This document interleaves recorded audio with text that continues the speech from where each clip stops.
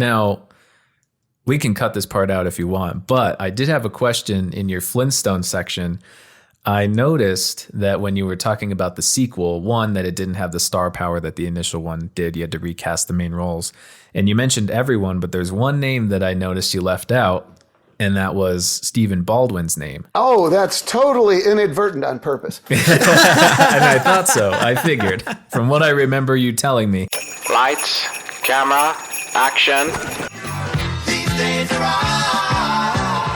And the rocket orange jetpack and the boomerang shooter. That was the greatest night in the history of television. All right. Welcome back to Redband Podcast. This is our Christmas episode, right before Christmas. Our literal Christmas episode. This is the one. This is the one. So Merry Christmas and Happy Holidays to everyone. Yes. We have a very special guest today. We had him on last year to talk about his film, Jingle All The Way. Mm-hmm. Today, I'm not talking so much about a movie he's made, I mean a little bit, but more about his brand new book right here we have featured in the center, My Life in Toys. So please welcome our guest, Brian Levant. At this point, the people at home should be clapping. They better be, yes. Well, I don't know if they have reason to. If I read the book, they might have it. So. Yeah. So pleasure to be back on the show. How many episodes have you guys done? This one will be 52. 52, yeah, this is 52. Wow, that's almost twice as many as the Honeymooners did. Yeah. Perfect. So we're already on good track there. Yeah, I think we're doing okay. Yeah. Hopefully we can keep it going and go as many as Seinfeld or something. Something like that, yeah. There were about 187, I think, which is what I Love Lucy had too. Okay. Awesome. Fewer seasons. Yeah. Well, hopefully we can keep it as good for that long as well. That's right. the goal. Yeah, that's the challenge. That's the challenge. That's the key. So, what do you want to know about the book? Yeah. So you wrote a book. This is your first book you've ever written. And so obviously, first of all, being a Beatles fan myself, I immediately noticed the cover. Yeah. A nod to Sgt. Pepper's Lonely Hearts Club Band, the album cover of that. And but really, my first question is, obviously you've written plenty of scripts in your day. Mm-hmm. To go from writing scripts to writing a book, like what was there a challenge in that shift, or did you not really notice one at all? Well, it was the entire process was very new to me. I should say, first of all, you make it sound like I wrote a novel. The book is 480 pages, and only about 50 of them are written, and the rest is over 1,100 incredible color photographs of my toy and pop culture collection. I'm very fortunate that my brother-in-law, Joe Pellegrini, is one of the top tabletop photographers in the entire country. For instance, every Subway sandwich you've seen on a Billboard magazine ad, in store, in the window, behind the counter, by the prices, he shot for the last 16 years. Oh, there you go. If he can make one of those sandwiches look edible, he's an artist. Yeah. And so, being a collector, I wanted to chronicle my work as a collector and really how it dovetailed with my career that I've been collecting for a little over 50 years and working in Hollywood for a little under 50 years. And so at this point in my life, it's kind of a summation of those passions and trying to capture my affection for these objects, these characters, whether they be well-known, unknown, these toys, bright, shiny, huge, tiny, sparkling new, and well-used and loved in other lives. And try and entertain an audience the same way I do on a TV show, a movie, is to tell a story and to keep it moving and keep it interesting and make it visual and challenge people. And it's been quite a journey. I never intended it to take 11 years, but it really, what got in the way, number one, Joe lives in Chicago, and I live in LA, so every time I'd go home to visit my family, I'd bring a box of toys, and we'd spend a furious day of unwrapping, cleaning, shoot them, wrap them up, ship them back up. Like literally a box at a time, and we took over 7,000 photographs over this time. And plus he came out here a couple of times where we had marathon shoots, had to go rent all the lights from the studio and stuff. He's a major professional, and he lights it the same way you would light Barbra Streisand, with great care and precision. And so, like I said, it took a long time just to shoot all of it. And the fact that I was alternating working and having orthopedic surgeries from having played too much sports for too long. And not to bore you, but I had a knee surgery, go and do a movie. I had a hip replacement, go and do a movie. Yeah. Get a spinal fusion, go do a movie. Get a hip replacement. That one I just went back to UNM. That's where it ends up. Yeah. But honestly, the pandemic was a great help because it really gave me time to focus on it, and working with some very talented people who can do with Photoshop and typesetting and stuff what I cannot. Together, we spent most of the pandemic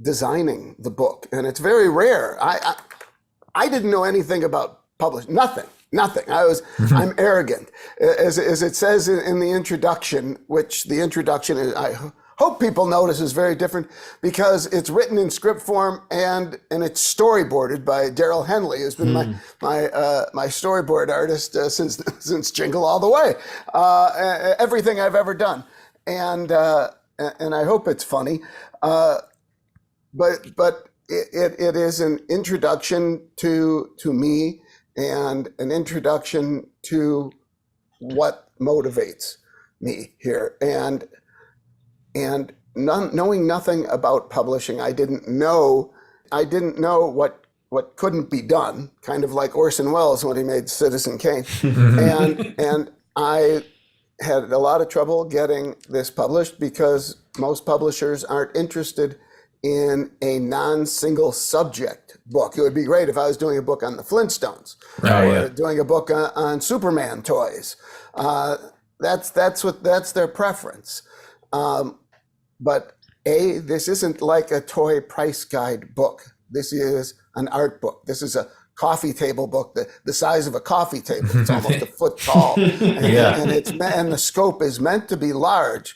I'm used to looking at movie screens, so this was quite a reduction. I didn't know that you turn over all your photographs and your writings to them, and they design it in-house. Nah, that didn't work here. I wanted to design it, and I think I have a proven track record of being able to produce something, and certainly something on this scale, and something that I've invested very heavily in. It'll never be profitable.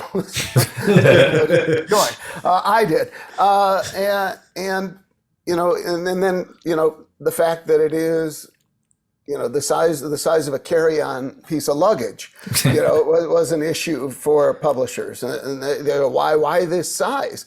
And you said it right up front, because the cover is yet another reworking of Sgt. Pepper. But I think if you look at it, you'd be quite, especially side by side, you would be amazed to see the resemblance between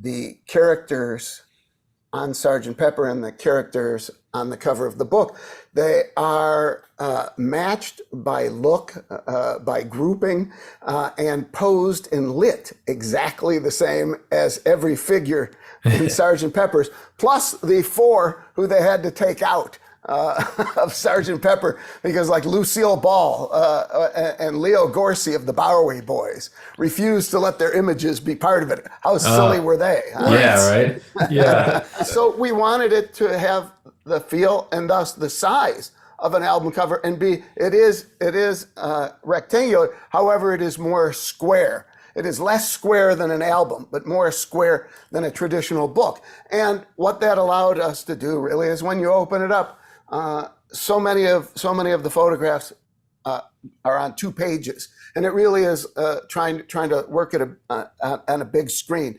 And Joe shot magnificent close-ups that give you see such the detail of these toys and characters. It's just phenomenal. I love that it made me look at my collection, which is thousands and thousands of pieces, in an entirely new way, and it was a lot of trouble. I mean, the director's cut of this book was 610 pages. Damn. And I learned after we were done, I probably could have taken out another 16 pages. It's another thing you learn, that books are bound in like leaves of 16. So, so you have to be careful about how the images appear. Who knew? Like any artistic field, you got to learn the ropes. I was very lucky that when I began my career very, very young. I mean, I was 22 when I had my first meeting with Happy Days and was already a member of the Writers Guild. And little did I know I would be there for on and off for 8 years. But it was a great opportunity to learn. The pressure wasn't on me at that point to put out the show every week. I was there to add a little youthful vitality, some Midwestern roots, and jokes. As it turned out, I became very helpful in story and in post production because when I first got there, those guys edited like Civil War surgeons. You're 5 minutes long, just lap out this scene, but you need that for the story. It's like a Civil War surgeon, just take off the leg. and I tried to change the editing culture a little bit to, take a little here, a little there, tighten this up, tighten that up, come in a little later here and not write them so goddamn long. Yeah. Gotta cut 11 minutes. Yeah. So it was. I was very fortunate at the beginning of my career. I actually just realized that my first 3 sales. Well, 3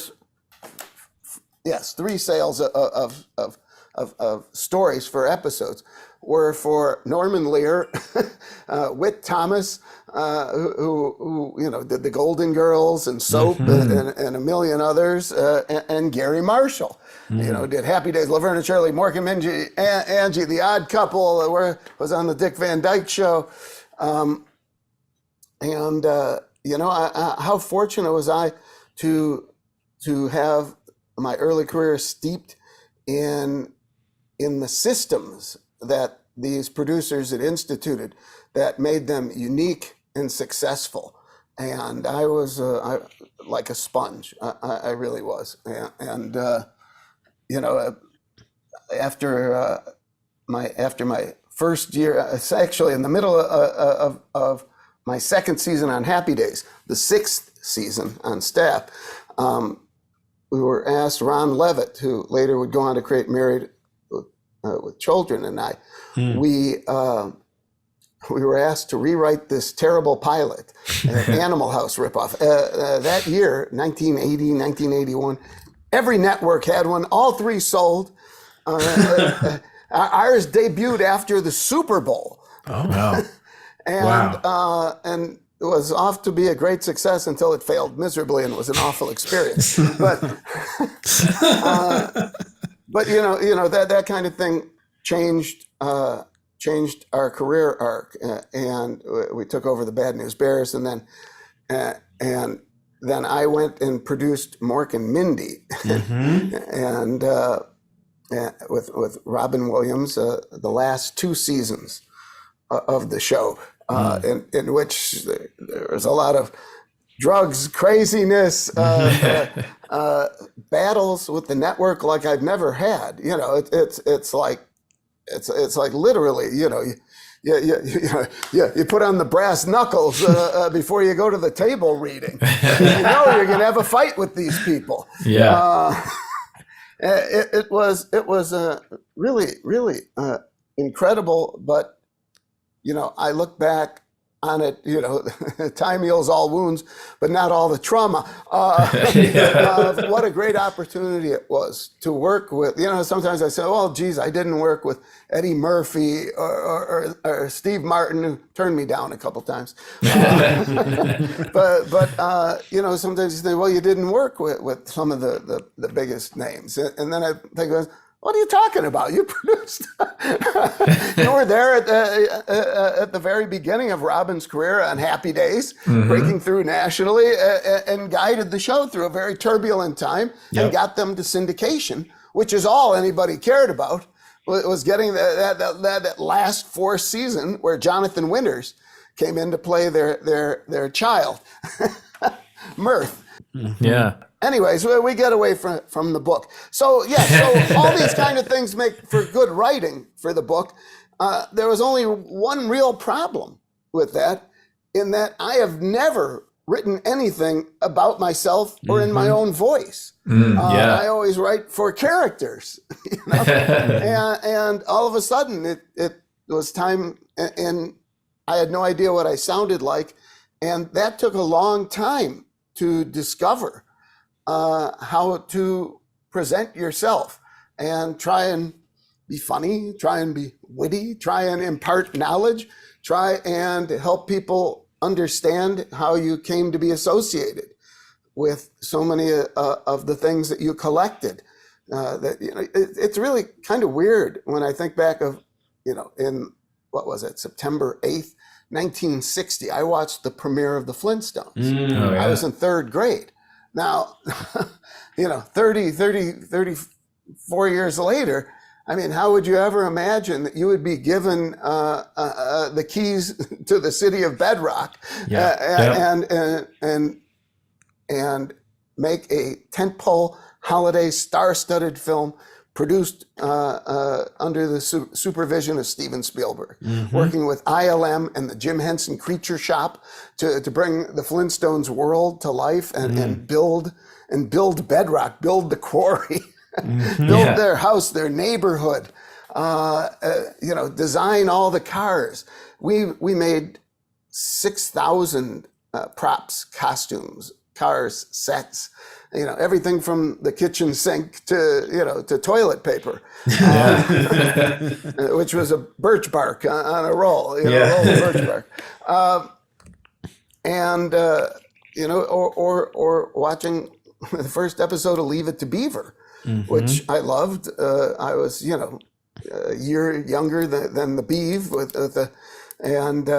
and you could really associate with people whose biggest problems were, their parents wanting them to take a bath, getting along with your brother, and being forced to wear a girl's sweater to school when your mom buys you one thinking it's for boys.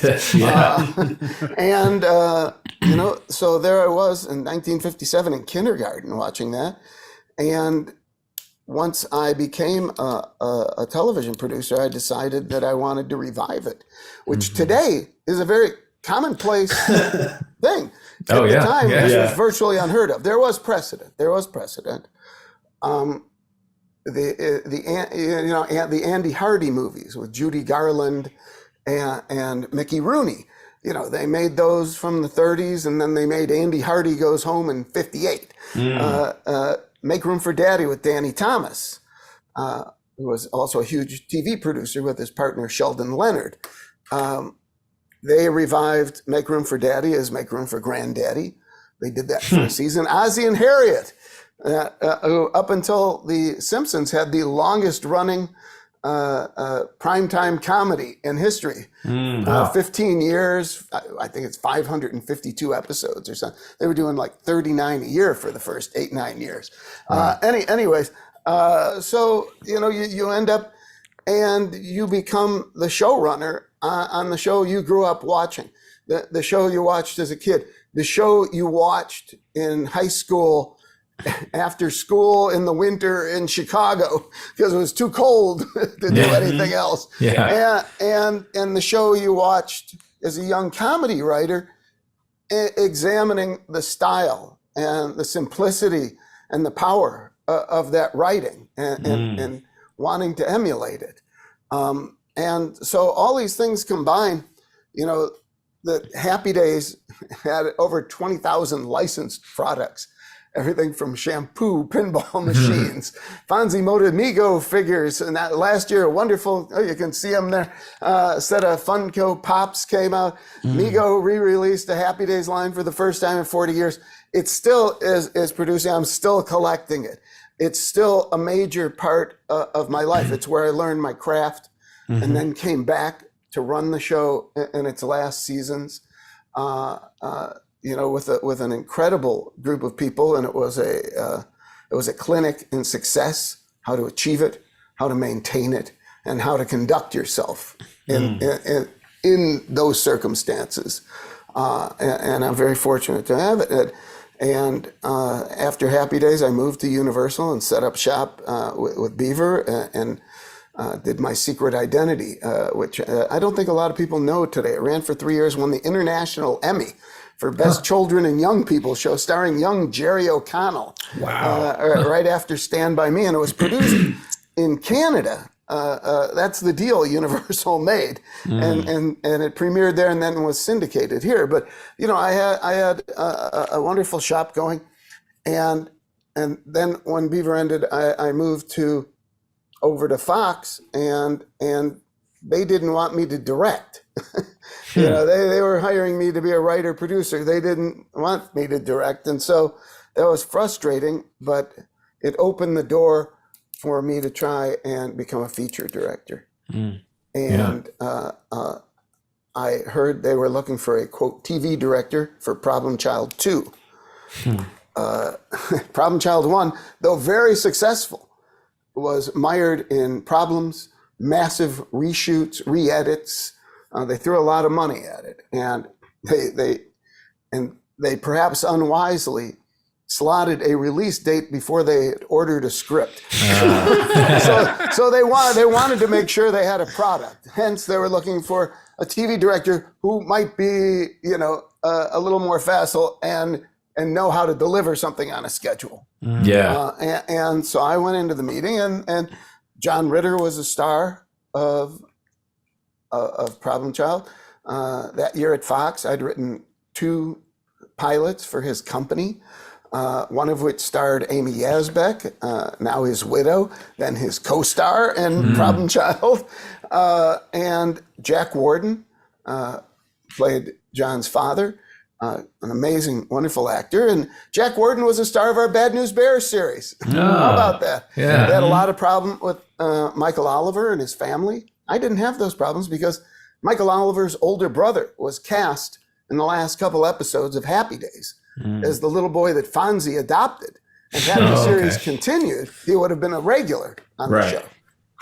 And so we got along pretty damn good. I wanted to shoot it in Orlando, where just 2 years before, I'd opened the studio and established protocols and trained people at Universal's studio, which was then a couple sound stages and 600 acres of mud. Wow. It was a big theme park. So, we tell all these stories in the book, and it forced me to think about me and how I felt about things and to put things in perspective and where I went critically wrong in places like Jingle All The Way, although it's turned out Jingle All The Way is a great surprise of my career. in that it was a dismal failure. I was sent to director's prison for 2 years. You know, my price got cut substantially. It just didn't fly. Ha ha ha. And today it is a holiday perennial, and I think it's even more than a cult classic. You talk about toys, and the reason I took the film to begin with was I envisioned having a shelf of Turbo Man toys, and indeed I have that shelf today. But never in my wildest dreams did I think that the Turbo Man toy, the talking 14-inch that was released as a Walmart exclusive by Tiger Toys when the movie came out, we thought this was going to be the hottest toy in America. By March, you know, they kept marking it down, sitting on the bottom shelf at Walmart. But yet last year, Funko, the biggest collecting company in the world right now, reissued that, the Talking Turbo Man, and it became the hottest selling toy in America, plus a line of 5 Funko Pops. So you know, it's really changed my perception and the industry's perception of the film. I mean, seriously, in mid-November of 1996, you know, I mean, this was embarrassing, and all of a sudden, you know, they're doing marathons on TV on Christmas Day. It's surprising and wonderful. And anyway, so, you know, I had to find my voice, and it took many drafts, many drafts, many more than I would ever make a hired writer. And finally, you know, we kicked off the publication with a reading at Book Soup in LA, and a lot of my friends and collaborators were there. And Bennett Yellen, who with the Farrelly brothers wrote Stuck on You and Dumb and Dumber, and a lot of, he was the third Farrelly brother. He comes up, and I said the same thing, you know, it took me a while because I had to learn how I sounded. And he comes up, he goes, "You sound just like yourself." Yeah. So I guess I put myself through the ringer for nothing. But you know, it was a process. And you know, my son, who does a tremendous amount of work with graphic designers, and you know, works with major artists and major graffiti people, and graffiti people who turned into legitimate artists. He took a look at my first pass at the book, and he says, "This is terrible." Damn. And I said, okay, and I looked at it, and I changed everything. It was, I had the time and luckily the resources to be able to do the absolute best job humanly possible. And I can only compare it to editing a movie. And, you know, usually when you're editing a movie, you're under terrible time issues. That yes, you got a good amount of time to find the film. But then you got previews, and you get hung up doing ADR and so, and you're really not doing any editing because you have to keep stopping. But like, Are We There Yet with Ice Cube? The studio at the end wanted to spend more money and make a couple more CGI shots, which would take, you know, like another 2 months, basically from shooting plates or whatever we did to getting the final, so we could drop it into the film.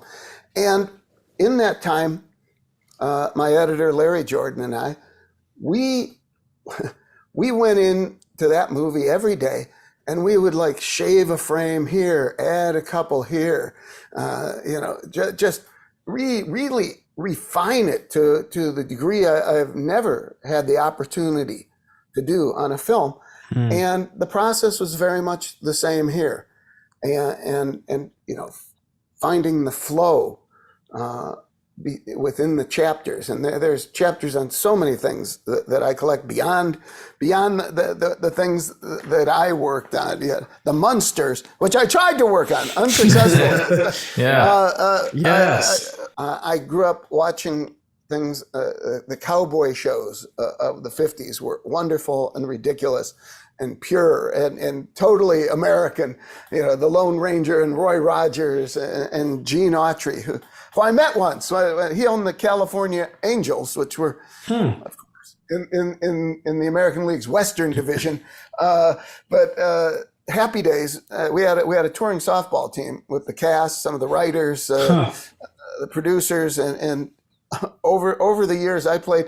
I think we probably played like 50 games. I think we lost maybe 5. Usually, good. You know, one to a team of Army All-Stars. The Miami Dolphins, the Lakers, we lose to them. Well, I mean, but we're playing them. You know, we're playing them. You got up there. So I'm trying to think of all the chapters. I have a large collection of, besides the Flintstones, of animated figures and toys, and I from there Bugs Bunny, Mighty Mouse. Some of my favorite stuff is the Disney stuff from when I was a kid. Beautiful, large scale busts, banks, rubber banks. I had the whole set, and now I have them again. And I also reacquired my from when I was like 6. I got a Pluto wall clock where his eyes went back and forth and his tail wagged, and the numbers in his eyes glowed in the dark. Oh, wow. Okay. They don't make them like that anymore. That's for sure. They sure don't. Probably because, you know, when they used to make first glow in the dark dials on watches, they were using real radium. They probably killed hundreds of people. Punctual people were probably dying by the thousands. Yeah.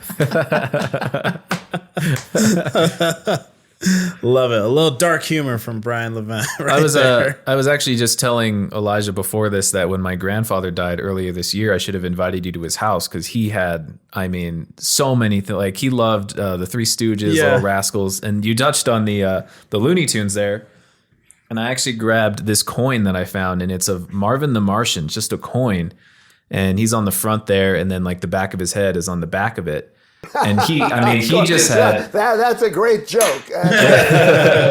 He had a collection too that was in. I mean, his was a little not as nice as yours. A lot of his was he was hoarding junk, but collecting.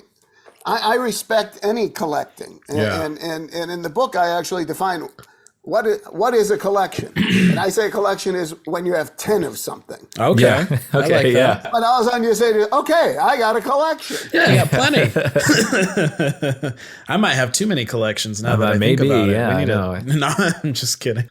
It's clear that you're a storyteller, obviously, which I never had a doubt. But I mean, your colorful verbiage that I've seen you bring to the sitcom Bootcamp classes and everything like that, I immediately saw in the opening with your AA meeting for toy collectors through script format and like the Toy Addicts Anonymous. Exactly. And so I just thought that was great. And then even the stories, so I wasn't expecting some of them to be so sad, some of them that you tell on the pages. I mean, like the woman who starred alongside Elvis in Jailhouse Rock, I'm forgetting her name. Judy Tyler. And she was a great success. She was very talented, beautiful singer, kept singing in clubs and stuff. And finally, you know, it's too much to do all that.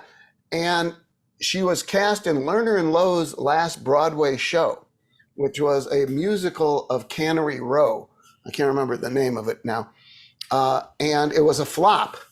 And she went from being on the cover of Life magazine to being out of a job, and went to LA where she was immediately cast as the lead in Howard Koch Sr.'s Bop Girl Goes Calypso, a kind of an American international low budget teenage kind of movie. And after that, she was cast as the female lead opposite Elvis Presley in Jailhouse Rock. And she had already acquired a second husband, a young actor like 5 years younger than her. And despite that, she and Elvis purportedly carried on quite an affair, and he wanted to marry her. And actually marrying her would have kept him out of the army at that time. Wow. And she wanted to give this marriage a go. And the morning after the wrap party for Jailhouse Rock, her and her new husband in their new convertible with a brand new puppy were driving cross country to New York. She was going to be on a quiz show called Pantomime Quiz and spend some time in New York. And supposedly, I've heard she wanted to reconcile with her family in Illinois on the way there. Wow. And so in Jesse James, Wyoming, an elderly couple pulling a trailer pulled out from a gas station, hit them.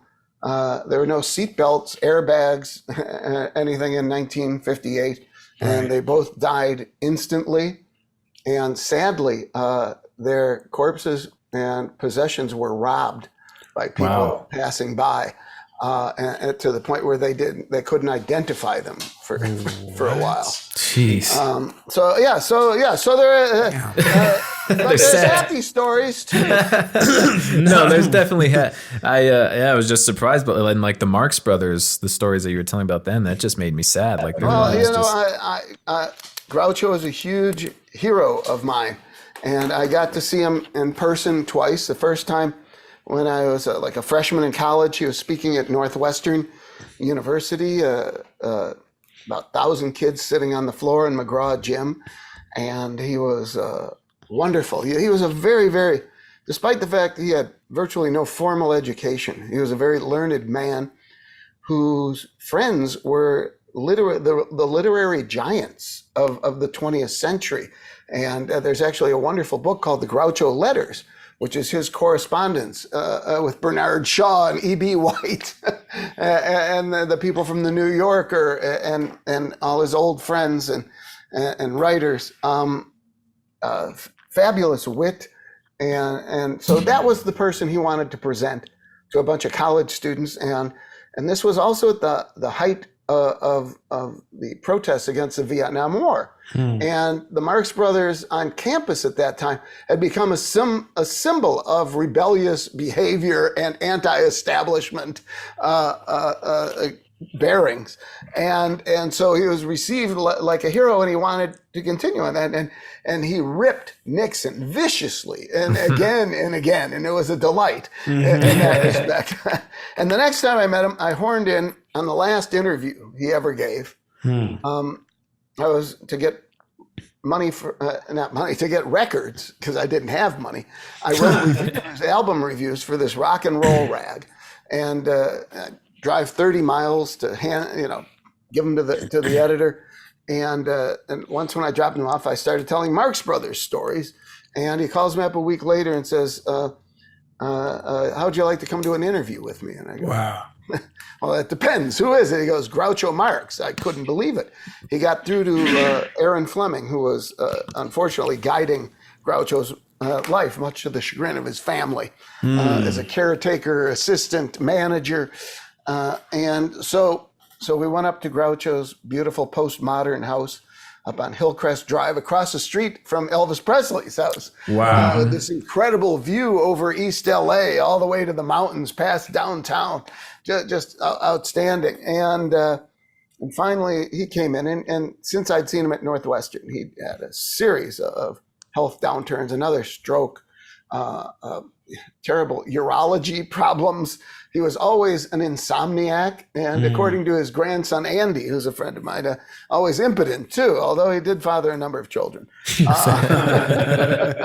which I guess was why people called him Groucho. But let's face it, he got the nickname in like 1908 and it stuck. Yeah, right. And that did not go well. He was told we were from Rolling Stone, and when it came out that we weren't, he threw us out.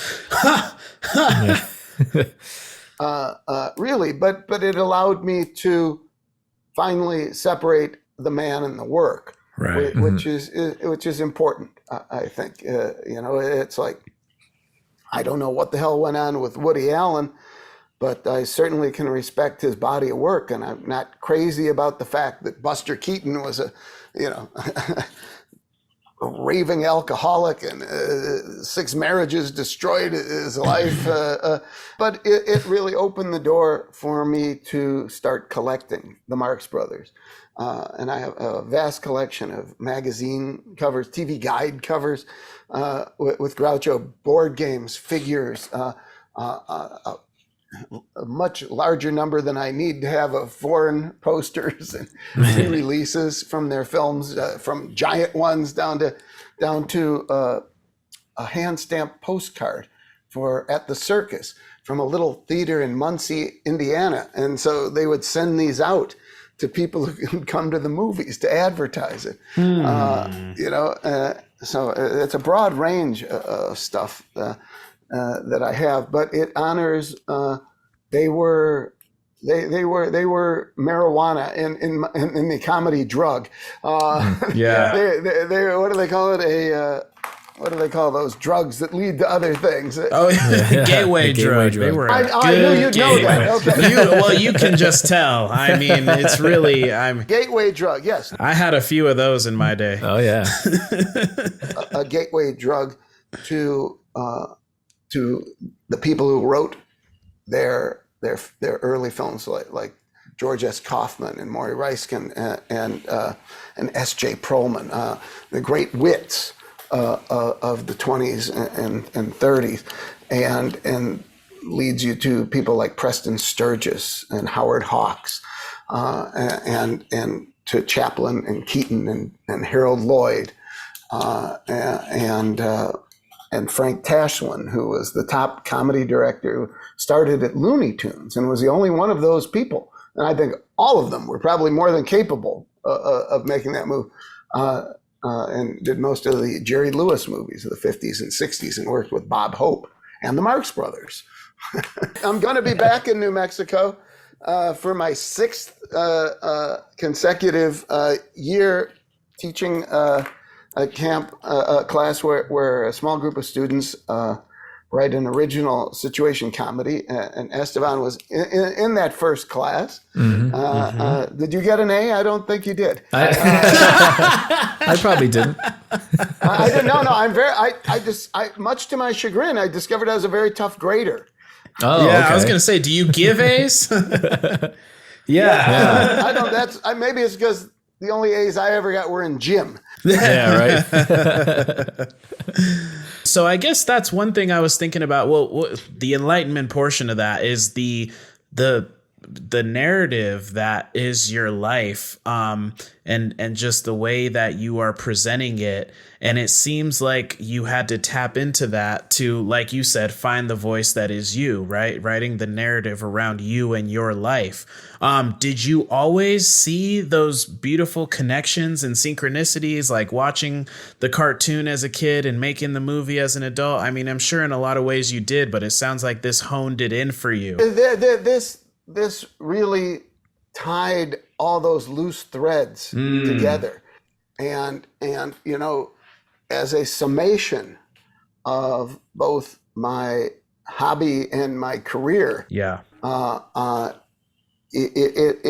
was very fulfilling because I was able to put a ribbon on it in a lot of ways and look at it for myself and present it hopefully in an entertaining fashion for an audience, and we are finding an audience. I mean, it is a big book. It is expensive. I will say that Amazon has a much lower price currently than I can buy them from my publisher for. I hope everyone takes advantage. Seriously, it's come down. It's come down almost $30. If there's a collector in your life, whether it be you or someone you really love or want to get in good with, this is the way to do it. I mean, I got mine from Amazon. Did you? Is that where you got it? Yeah, I did. Yeah. I'm very appreciative to people who do that. And anybody who wants their book autographed, I can't, it's too expensive to send back and forth, but I've arranged for something I think is quite wonderful, that if people get the book, I will sign it, personalize it, and send it out to them at no cost, and at great cost to me. I had no idea what postage was today. Oh, it's insane. It's insane. Yeah, it's inflated. It's literally inflated. And since you're going to be here anyway, I would love to just have you sign it when you're here. I will be there, and maybe you'll be in the reading again for the class. If you'll have me, yeah. Did a wonderful job as the lead in our reading of the class script last year. I thought it was a very different one for the class, and Yeah. and a really good cast, and very happy with it. I'm very happy. I teach this class at New Mexico, which is my alma mater, and the University of Arizona, where I went briefly. I went to 4 colleges. I started at New Mexico, quickly exhausted every film class they had, and went and did a summer at the Art Institute of Chicago, then transferred to Cal Arts in Valencia, California. At that time, I was very much aligned with the Walt Disney Company, and was very unhappy there. No one was interested in funny. So I went to Arizona for a semester and took the first production class that they offered there. And the teacher ended up being the person who hired me to write that pilot at Paramount that debuted after the Super Bowl. Oh, wow. Wow. There you go. And then I went back to New Mexico, where fortunately a man named Ira Jaffe had been hired, and he single-handedly turned a few film courses into a degree program. And this is the 32nd year of that program. And it is the fastest growing, the film and digital arts program is the fastest growing department of the University of New Mexico. Finally passing nuclear medicine. Hey, here we go. Yeah, what do we need more? More student films or more cures for cancer? Oh, jeez. Yeah. When you put it that way, Yeah. I almost said more films, but yeah. Yeah. I'm so thrilled, and I am very hopeful that I won't be for long the most successful graduate of the university's film program. I'm waiting for somebody to leap over my shoulders, hoping it's this one. Yep. Working on will it. Working on it. Good. No, I would be happy to read again, or sit in on a class, whatever you need. I'd be happy to help always. There you go. Yeah. You don't know what you signed up for. Yeah. I'm wondering, since I've just never really had a chance to talk to you besides the last time, how did you end up at the University of New Mexico? Very simply. I had a D average in high school.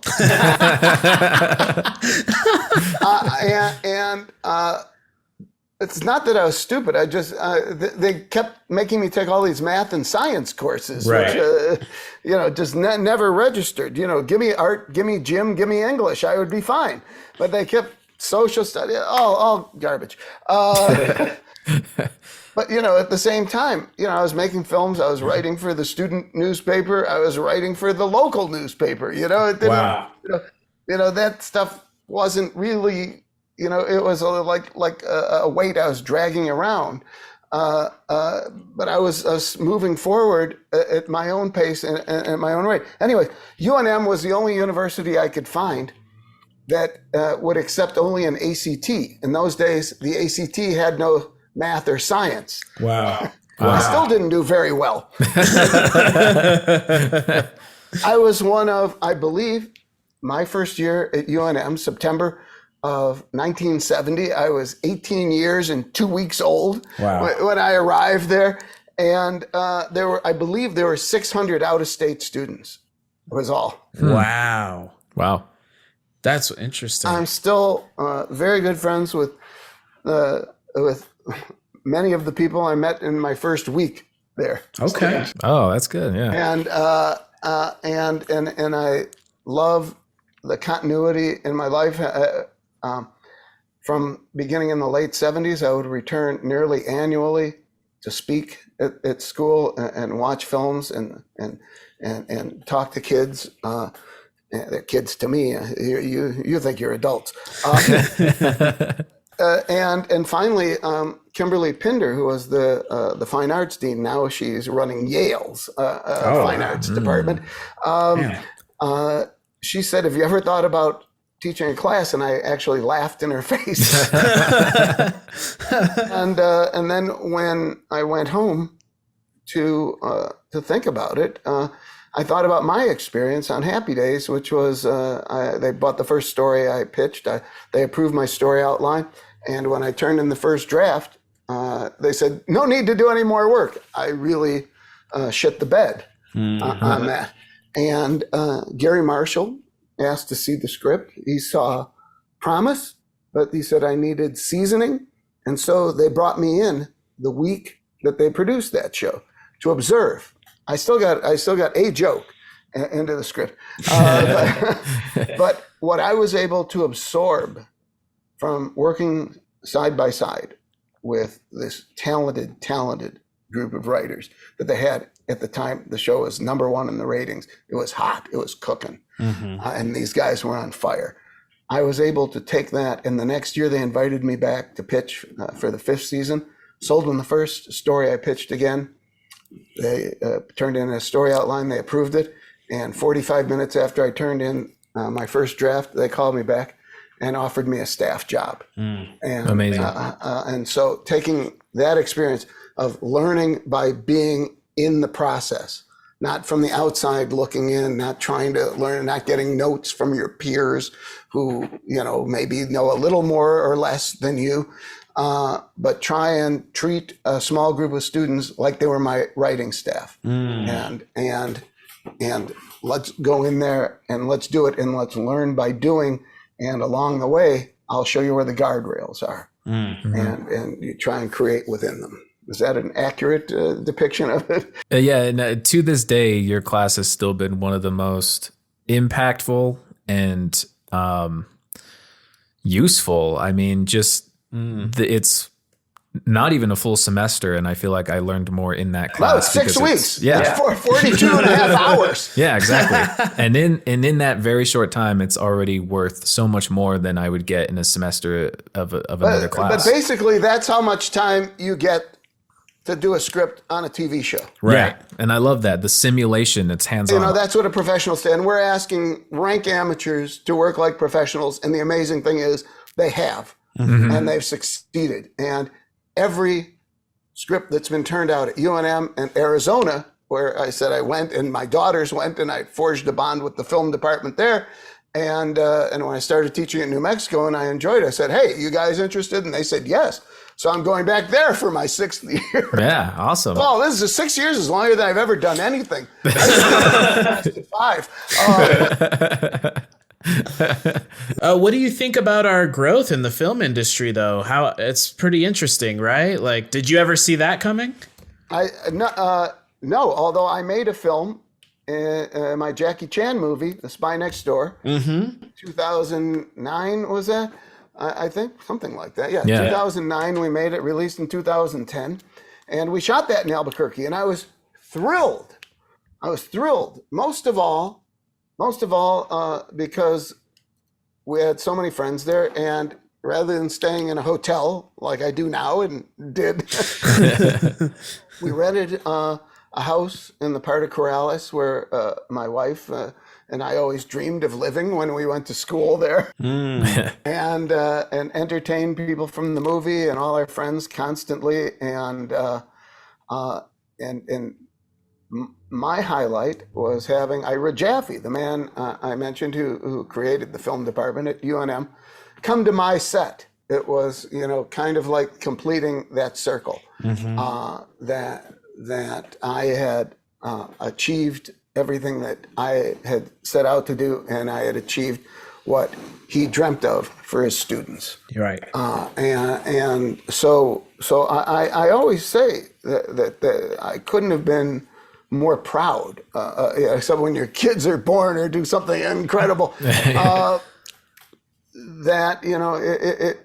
it really completed an arc of the promises that I made to myself when I was a student at UNM, and like I said, I'm just waiting for others to fulfill their dreams and become prominent filmmakers and writers and performers, and the opportunities are there. below the line primarily. Right. They're not looking for writers. They're not looking for directors. Now that they're starting to lose subscribers, maybe they'll think twice about flying someone in from LA and putting them up rather than casting locally. Yep. And hopefully I know they have some investment with UNM in trying to help the program. But they could do a lot more in opening the doors and let people shadow Absolutely. productions and directors and producers and actors. The way I did with the writing staff of Happy Days, that 1 week that gave me the skills and the insight to mature as a writer and begin my career in earnest. Yeah, that is something I wish that they had when I was there. I wish the connection was stronger. And I know right before the pandemic, I had reached out to you and asked you to write me a recommendation letter for a program that they were doing with NBC, where I was going to get to do that very thing. I was going to get to shadow them from writing the episode to shooting it. And I was so excited. I really thought I had a chance. And then the pandemic hit, everything shut it down. I never heard about it again. But that's the kind of thing I really think we could use here. Yes. Absolutely. Yes. Well, they have to be more willing, and let somebody live here for a while, and maybe they'll get the idea that they can be doing some good. Yeah. Oh, yeah. For now, they just keep shuttling them in and out. Exactly. Well, yeah, and I think that's as those of us who are from here who have a desire to work in this industry, I think for us that's our goal, is to be from here, making it here, and producing it out of here, and I really hope that's the direction we're headed. I really do. Well, except they're not thinking about, they look at this as a financial situation. Right. They're getting a substantial rebate. And look, Oklahoma, you see Tulsa King? Why the hell is Sylvester Stallone shooting in Tulsa? Why is Martin shooting in Tulsa? Right. Rebates. Why are people shooting in swamps in Louisiana? Rebates. But Albuquerque gives you pretty good weather most of the year. The union rates are lower than other places, and the cost of living, the cost of gasoline, the cost of rentals, the cost of hotel rooms, car rentals, equipment rentals, dry cleaning is lower. Right. Yeah. And they're taking advantage. And I actually heard Netflix was looking at buying a hotel. Yeah. I saw that. Yeah. I did see that. Having their own in-house stay for all the actors and crew. Right. Yeah. But once again, instead of flying everybody out, give people a shot out here. Yeah. Although there is a woman who's done a few of our sitcom bootcamp readings, who I see constantly on the Cleaning Lady, Better Call Saul. Oh yeah, absolutely. They're popping up. Michelle Campbell, who was in the first reading. Yeah. People are getting work, but they're not looking to them. They look to them last when it should be next to last. If you can't cast a small part here, then bring some. I understand that, but you have to pay somebody to fly. You have to pay them their hotel. You have to pay them a day for costume fittings. You have to pay them for the shoot day, and they can't travel on a shoot day. So you got another hotel day. They have to go business class. Oh, it's under 1,000 miles from LA, so they get a break there. They can send you coach. But or somebody who's just going to drive in from Santa Fe on their own accord. Right. It's a tough business, and I don't think Rust has helped. Oof. No kidding. In raising the state's profile. Right. Yes. Yeah, that was sloppy, and despite the fact these people were hired out of LA. The AD, the gunsmith, prop person, these are supposed to be professionals, right? Yeah, and it's a poor reflection when something like that happens. And it's too bad, Vince Gilligan didn't have another show. Right.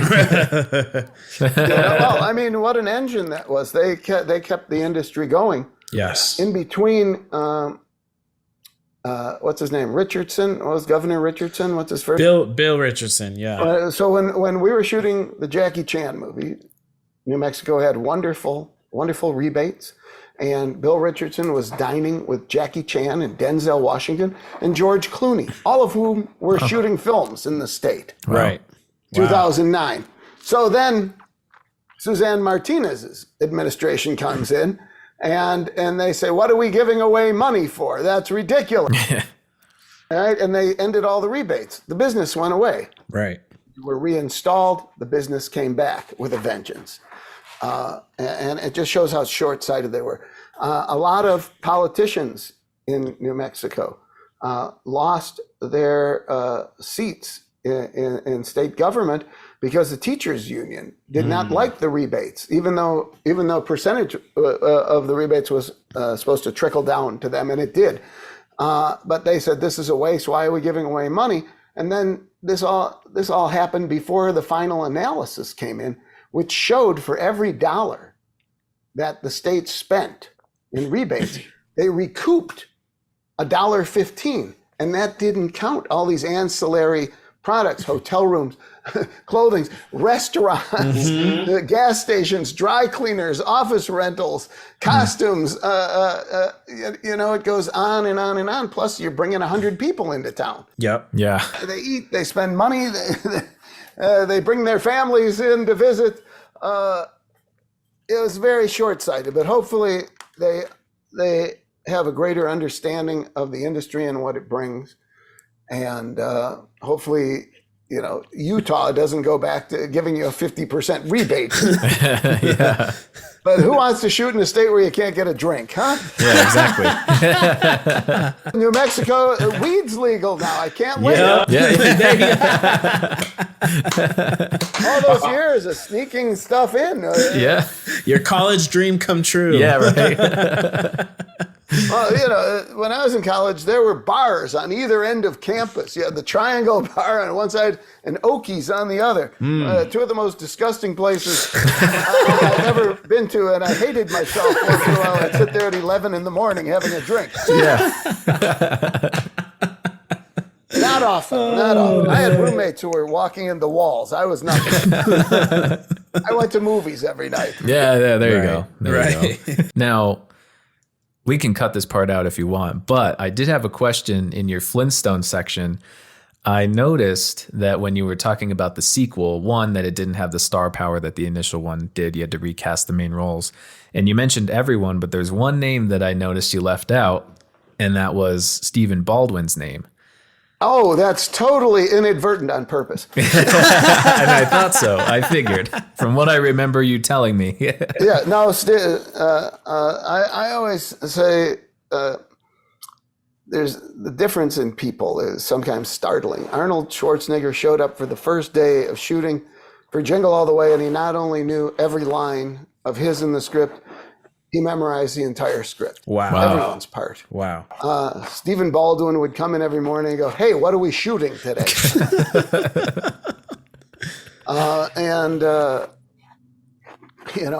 After the film, I heard someone do a great line. They told this person, Stephen Baldwin found God. and the person goes, really? I'm amazed you could even find an agent. I love it. I love it. Shots fired, baby. Yeah, right? Well, you don't have to cut that because we got a big laugh, and that's always the goal. Yes. How did you go about getting a giant Wonderbread sign in your backyard? Yes. Okay. So I have a 29 by 19 foot porcelain and 13 200-pound pieces each. The massive Wonderbread sign, a foreshortened loaf of Wonderbread that was on top of the giant factory in Detroit in the 1950s. Maybe 10, 12 years ago, I was in Chicago. My sister took me to an architectural antique place. And standing outside in pieces was this sign, and my interest was piqued. And I came back a couple years later, and it was still there. And they wanted too much. And then about 8 months later, I got an email from them saying it's their 50% off sale. Oh, yeah. I'm sure it was. Calling to you.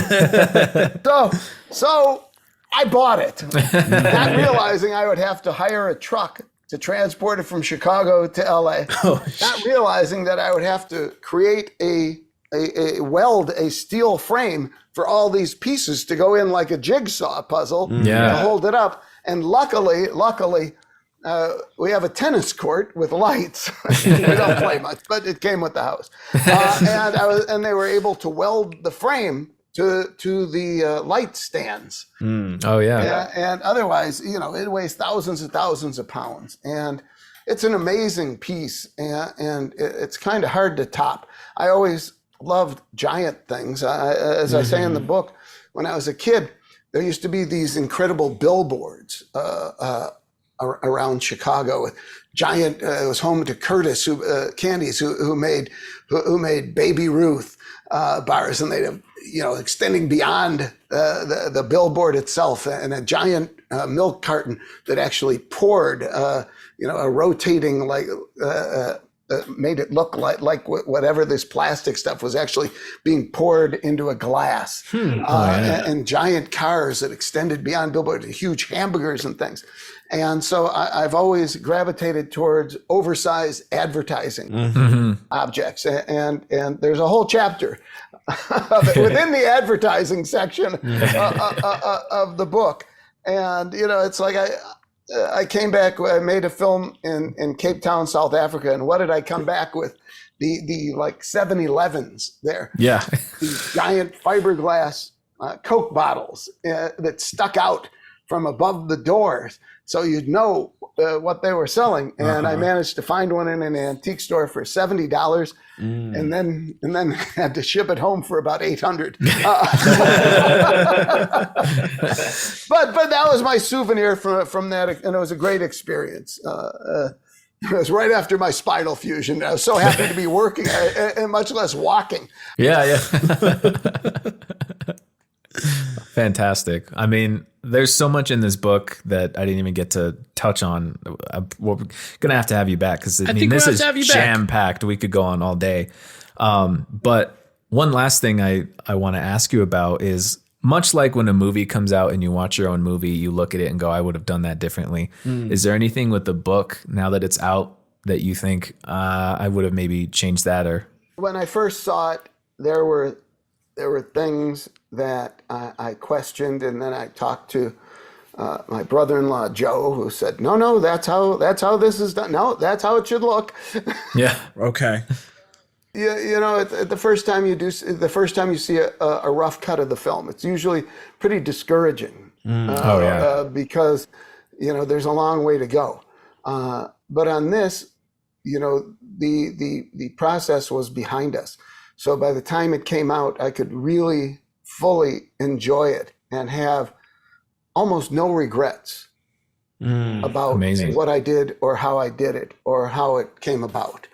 And I liked the experience so much. I have another book that's out for looking for a publisher, subject book with my old Happy Days producing partner, Fred Fox Jr. We wrote a book called 50 Years of Happy Days, which hopefully will come out for Happy Days' 50th anniversary, January 15th, 2024. All right. Perfect. And looking at one beyond that, there's an incredible collector of Archie memorabilia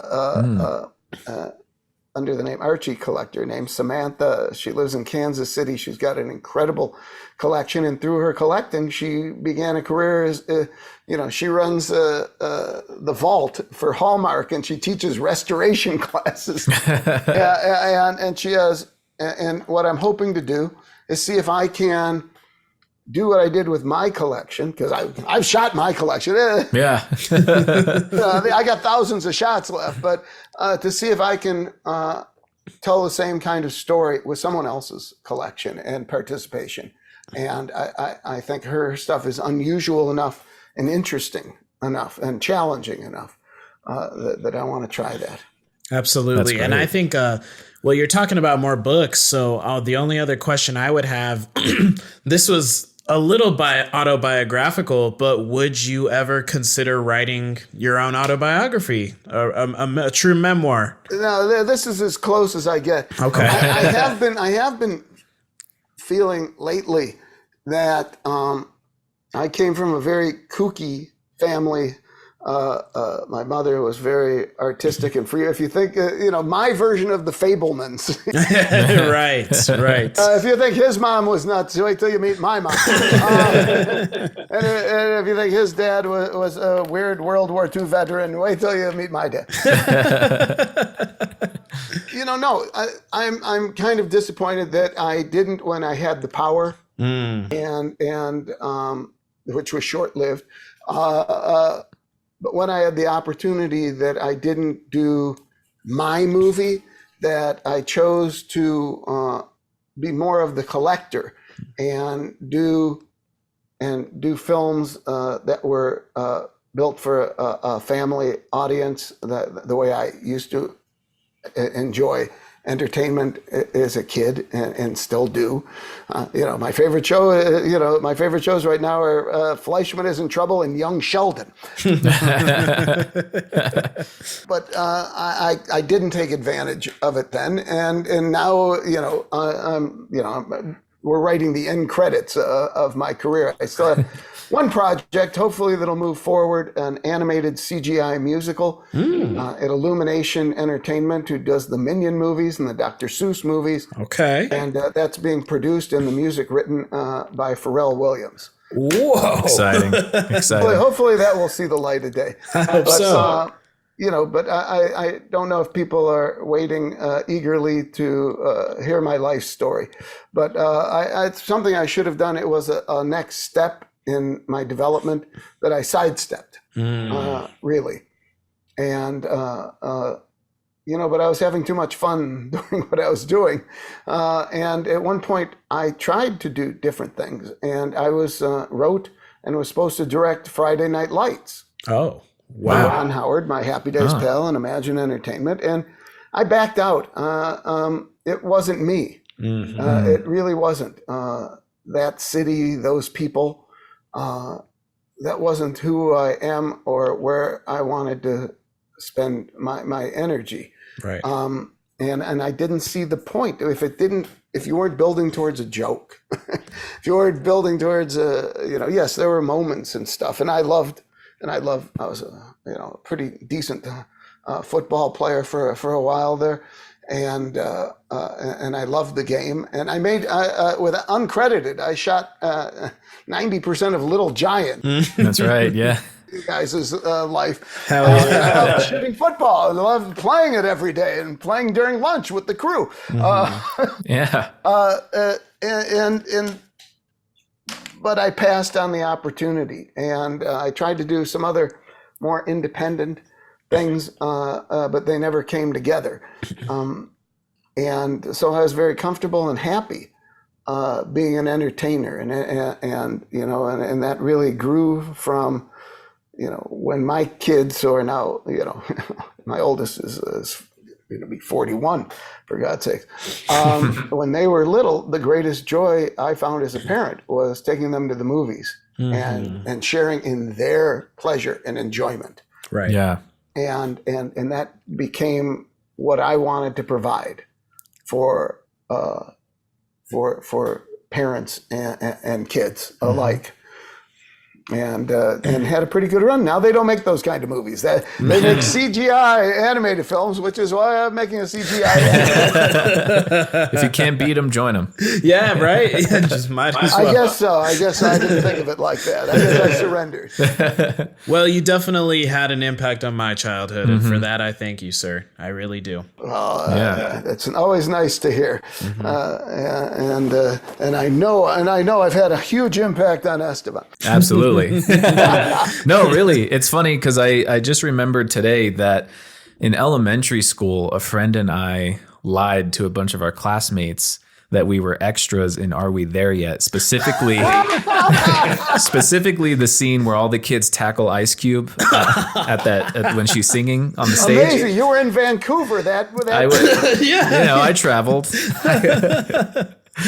So I don't know. It's just full circle for me. Just so it's incredible. I think you did an amazing job with the book. I'm having the best time reading it, and I think now that I've been reading it, this book is not just for toy collectors. It's for people like me, even who enjoy movies and who love hearing the behind the scenes stories. I mean, there's so many amazing stories in here about these incredible people and the movies that you worked on that are just so fascinating. And so, I mean, this book has a much broader audience, I would say, than just toy collectors. So I think you did an amazing job. I hope so. Yeah.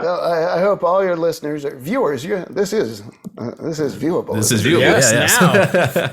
It is Well, now. you think you guys might sit a little closer together then? We got to leave room for the coffee table book. I know. If you want to go, you're in 185. Maybe you should go to 235. I think, yeah. Never thought I'd be getting framed by Brian Levant. In widescreen. Right. Well, Brian, thank you so much again for coming on. Really, My pleasure. I love a lot of fun. hearing you talk. Yes. Honestly, I just love hearing all the stories and the colorful way you do it. I mean, you really are just a true entertainer and storyteller at heart, and it shows in your book. And so, pick it up for all of our listeners. Please pick this up for the toy lover, for the collector, for the movie lover. This is an amazing book. I've really never seen Wherever books are sold. wherever books are sold. Exactly. I've never read anything like it. Not that I've read many books to begin with, but Well, just holding it up is a workout. There you go. exactly. So happy holidays, everybody. Same Merry to Christmas to guys. you all, and and everyone at home. yeah, thank you so much, Brian. We'll talk again soon. We'll see you in 23. Yeah, Yes, sir. take care. Yeah. Going to dinner. All right. Bye. Bye.